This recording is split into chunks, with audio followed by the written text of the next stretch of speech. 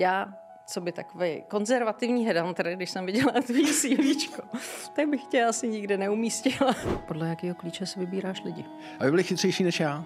Člověk nepřemýšlel tak, jak dneska můžou přemýšlet ty, co jdou na ty vysoké školy, jaký možnosti mají. Ona je to obehraná písnička, jo. My jsme je neměli v té době. Takže upřímně řečeno, jestli budu studovat školu A nebo B, tak bude pak záležet na jakou práci člověk dostane.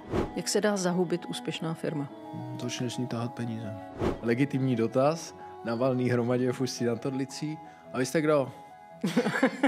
Kolik vám je? Já jsem říkal 30. A co vy víte o Košilovině? Nic. A víte, a my tady 25 let, 30 let to děláme. Říkám, a vidíte, kam jste to dopracovali. Do té doby jsem byl takový, jako jel jsem na vlně, bych řekl. A tam jsem poprvé o sobě začal pochybovat, jestli takhle náročný projekty jsem schopný, jo. A on ten Lode se takhle na mě podíval a říkal, a ty si myslíš, že kdyby byl s tebou nespokojen, že už by ti dávno nevyrazil? Jak to říct, no? V určitý moment to bylo žádoucí, abych tam byl, a v určitý moment bylo nežádoucí, abych tam zůstával.